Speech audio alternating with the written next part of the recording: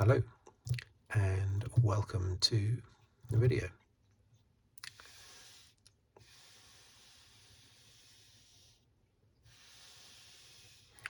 Completing my series looking at every race in the Formula One World Championship this year, 2022. Just a fan's perspective, no detailed analysis. Just the perspective of somebody who's been a fan for many years, basically, which I have, many decades actually. So let's start. This race was, of course, race number 22 in Abu Dhabi.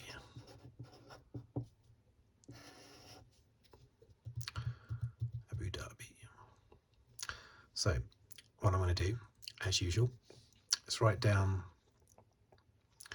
the finishing order from the race and then the championship positions. I might put down all the championship positions. I'll see how I feel when I get to number 10. Normally I just do the top 10 and then I'll do the constructors finishing positions there. Okay, so let's dive in.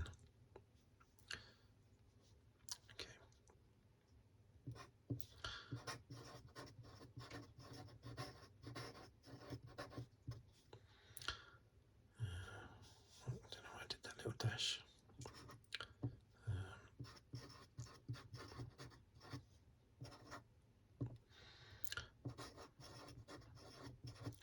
Perez. Sainz.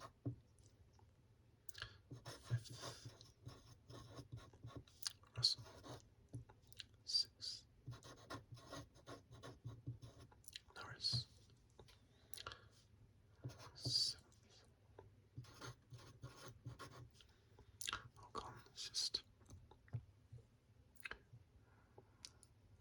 shows in focus. 8th. Stroll. 9th. Ricardo. 10th.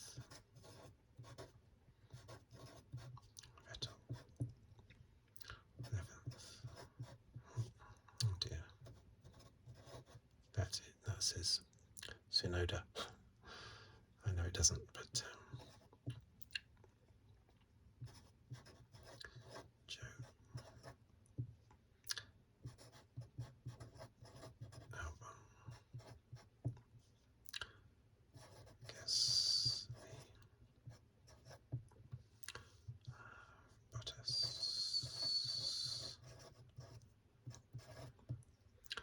16th.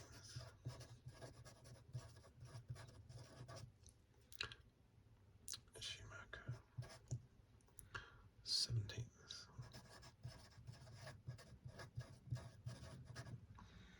And then we had those that retired. This is Hamilton.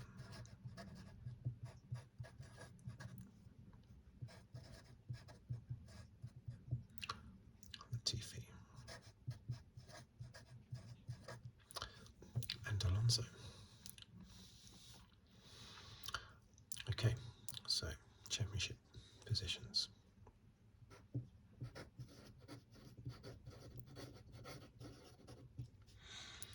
£454 points.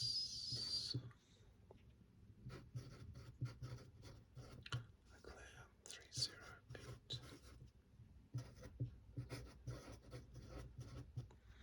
Perez 305. Russell 275.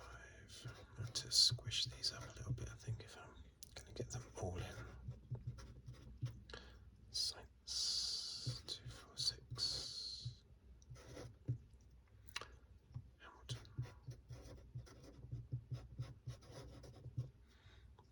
240. Norris. 122. Ocon. 92.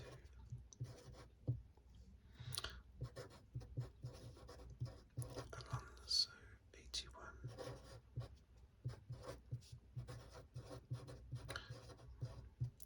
Bottas. 49. Was it still in focus? Ricardo. 37. Vettel. 37.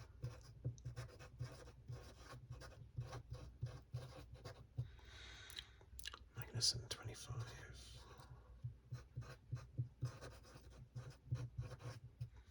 Gasly 23. Stroll. Is it 1L for Stroll or 2 L's? I think it's 2 L's, isn't it? Stroll 18. Schumacher 12. Let's spell this correctly this time. Tsunoda 12. Joe 6. Albon 4.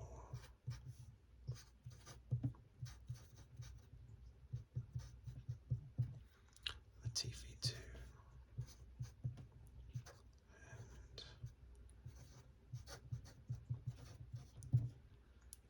De Vries 2. Okay. So that was indeed the full rundown in the end. So constructors. There's Red Bull. 759.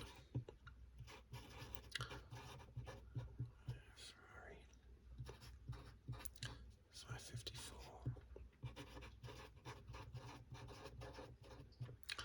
Mercedes 515. Alpine 173.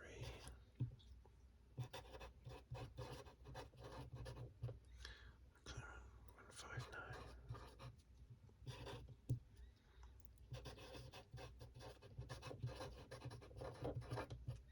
Alfa Romeo 55.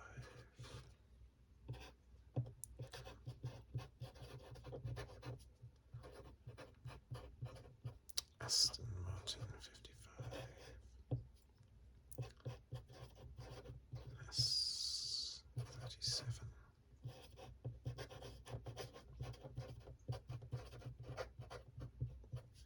AlphaTauri 35.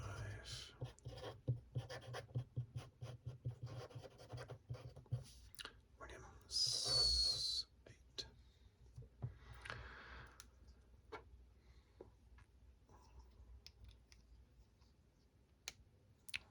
Okay, so the final race. Quite a simple race, this one, no sort of controversy. Just a very good race by Max Verstappen.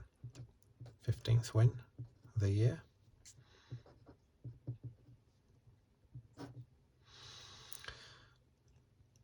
Totally dominant.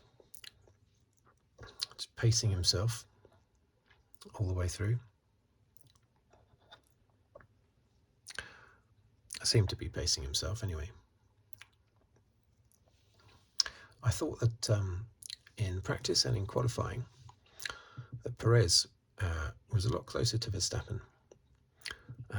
I thought Perez was going to get pole, actually.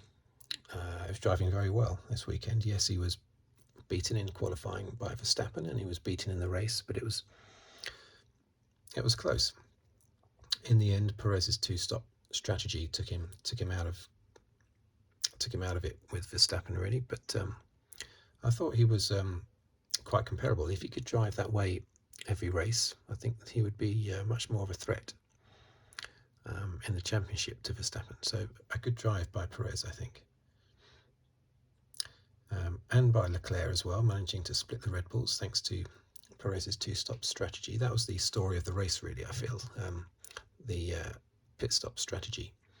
It was your one-stoppers against your two-stoppers, wasn't it? And you had Verstappen was on a 1, wasn't he? So if I put a little 1 there, who else was on a 1?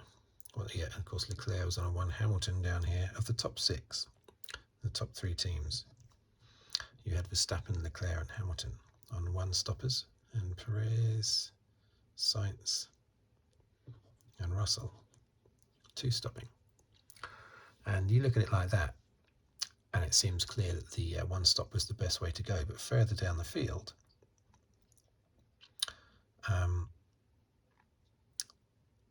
it seemed to be clear that two-stopping was the best way, especially at Aston Martin, where two-stopping Stroll got comfortably clear of one-stopping Vettel. But at the top, Verstappen and Leclerc were good enough at the top to make it work, basically. I think Hamilton would not have made it work. I think Hamilton would have been passed by Sainz. Not Russell, but I'm sure Hamilton would have got past by Sainz at the end there, somewhere in the last 2 laps, had he not had his mechanical failure. The first Mercedes mechanical failure all year, and it happened just 2 or 3 laps before the end of the last race of the season. Fantastic reliability by Mercedes all year. But that's often the trade-off, isn't it? Sometimes they'll have I remember Colin Chapman always used to build fantastic Lotuses that were super fast, but because they were right on the edge, technology-wise, they were prone to plenty of retirements. That's often the way, unfortunately. Not that, of course, Mercedes made a conscious decision to choose reliability over performance this year. They definitely didn't choose that. I think most teams would always choose performance over reliability if they had to choose. But that's just how it turned out for Mercedes this year. So very good performance by Leclerc. He seemed very happy at the end. He wouldn't have been happy in the first half of the season, finishing second to Verstappen. But unfortunately, with Verstappen's dominance, Leclerc's actually happy with that. Whether he's too excited about finishing second in the championship, I'm not sure. I mean, Leclerc and Perez put on a bit of a show, didn't they, about trying to get second place, but is either one of them particularly bothered? I can understand Red Bull wanting both their drivers to finish first and second in the championship for the first time ever, but Leclerc and Perez are winners, Grand Prix winners, and Grand Prix winners tend to think of themselves as being the best. So fighting for second place in the championship is not something normally that a Grand Prix winner would be all that excited about. Especially the distance. I mean, that gap there, that massive gap between Verstappen and Leclerc. The good news for Verstappen and the internal squabbling within Red Bull is that Leclerc finished 3 points ahead of Perez, and had Verstappen and Perez swapped places in Brazil, Leclerc would still have won the championship, but by 1 point instead of 3 points. So that's a bit of relief for the internal politics and squabbling at Red Bull at the moment. Anyway, yeah, so the Mercedes were very quick earlier on. Toto Wolff said afterwards that he thought they cooked their tyres in the first few laps, but the Mercedes were looking way quicker than the Ferraris to begin with in the race. And then, in the blink of an eye, it went the other way. And the explanation for that seems to be down to tyres, plus also Hamilton's knock with little tap from Sainz. No further investigation there, which is probably correct. But you could argue both ways. You could say that Sainz didn't give Hamilton any room. Hamilton had to go off the track. But you could also say that Sainz had won the corner and maybe Hamilton should have backed out. I think they were right not to penalise either for that thing. The problem is it seems to have damaged Hamilton's car, which had to be corrected by him, by the team twiddling a few knobs and screws in the pit stop to adjust for the oversteer or understeer, I can't remember what it was now, that he said was caused by the damage underneath the car.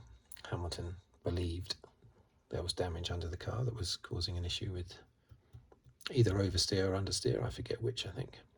But it seemed to get corrected in the pit stop anyway. The damage was still there, but it was compensated with some other tweaks that they did. But and then Hamilton was stronger in the second stint. He was a lot stronger. And he closed right in on Russell just before Russell's second pit stop. Hamilton had closed right in on him. And I was hoping that Hamilton was going to manage to pull a rabbit out of the hat there and get third place, but wasn't to be in the end. You've got the usual suspects further down, Ocon, Norris and Ocon. Norris specialises in finishing round about there, as does Ocon. Stroll, who normally finishes 10th or 11th, had a good final race. So did Ricciardo, managing to get into the points, which he was quite happy about after the race, even though he's 3 places behind Norris. Vettel had a ding-dong race, a bit of a scrapping with lots of people he was, including trying to get past Ricciardo at the end. He's trying to make a one-stop work, but it didn't for him, unfortunately. Joe was heroic in holding up the Aston Martins. I didn't notice that in the race, but I saw it mentioned after the race. How intentional that was, I'm not entirely certain. But holding up the Aston Martins meant that they were not able to...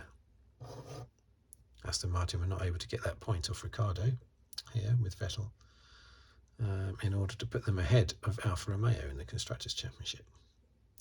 So that very much so helped. If it was intentional, then that's very good by Joe. You've got others here. Gasly started on soft tyres, but didn't manage to do anything with it. Bottas, Schumacher, Magnussen, Alonso, where was he at the time? He was he was probably in the lower end of the points when he retired, was he? I can't remember. But yeah, not really much going on with Schumacher, was it? Oh, one notable thing though is that Schumacher had a ding-dong with Latifi. Now I think it was Latifi trying to get past Schumacher at Abu Dhabi last year that caused Latifi to go off. I don't think they touched last year. They most definitely touched this year. But I think last year Latifi was trying to get past Schumacher, or maybe it was the other way around. And Latifi got his line wrong, ended up in the wall, and that was the championship to Verstappen. So interesting that it was those two again, basically. It was a ding-dong battle with Schumacher that caused Latifi's retirement in both last year and this year's Abu Dhabi Grand Prix. But no Schumacher next year. It's not going to be missed, I don't think. No Latifi, he certainly won't be missed. No Vettel, he will be missed because even though he's been an aggressive driver in the past, he was, his last few years he's been quite chilled out and relaxed, growing his hair long, and he's just, his nice personality is showing through more so. I suppose it does when the pressure's off. So he'll be missed. Ricciardo, let's hope Ricciardo's back because he's a superb driver. We need to have Ricciardo back in F1. So, yeah, the championship, unfortunately, Hamilton has spent many a race trying to get out of 6th place, virtually the whole season trying to get out of 6th place. He gets past Sainz in the last race in Brazil, only to be repassed due to that retirement. Had he not retired, Hamilton would have kept 5th place. But there you go, never mind, it doesn't matter, it's not important.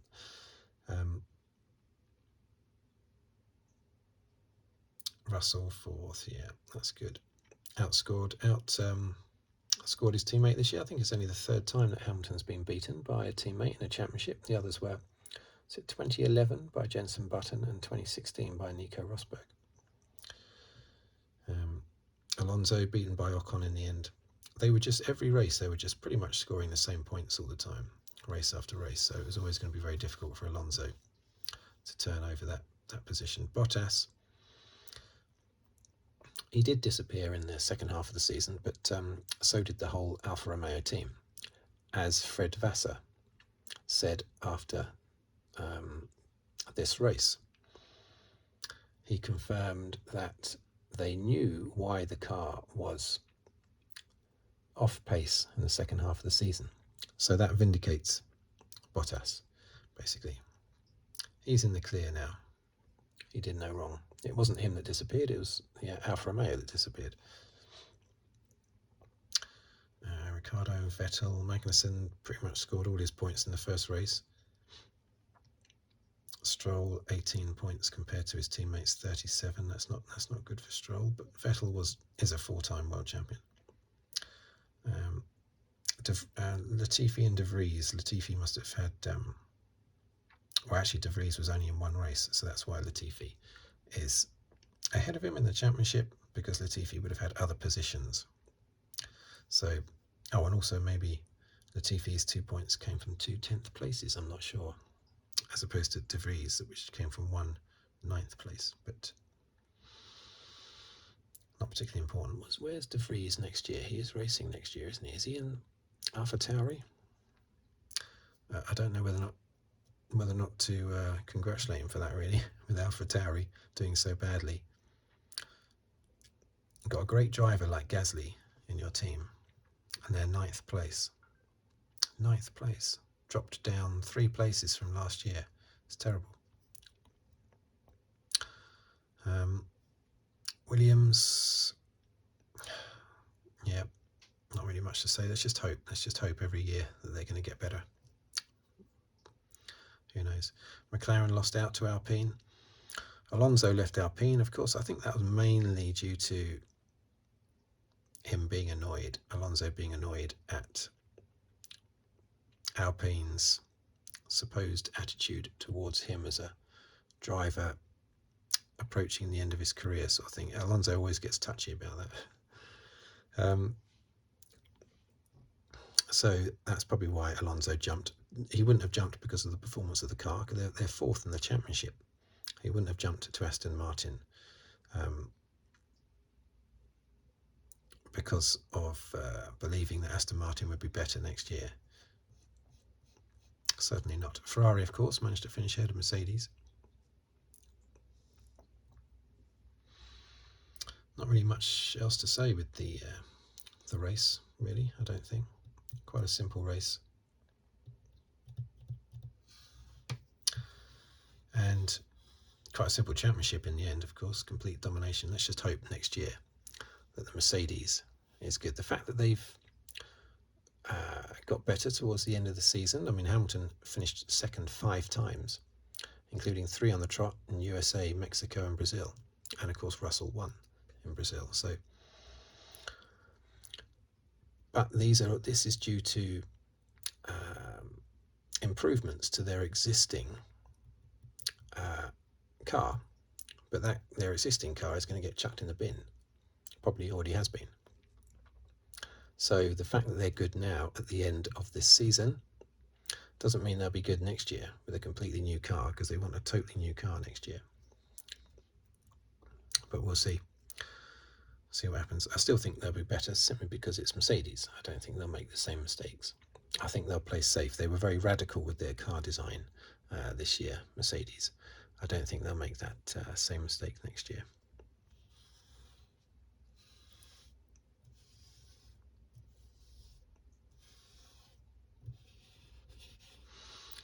Okay.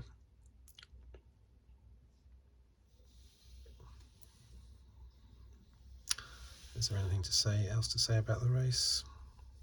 I don't think so. It's very unfortunate that Hamilton didn't manage to continue his run of a win in every single season in Formula One. 5 second places, and I think 2 or 3 third places, but 5 seconds. 5 second places, dearie me.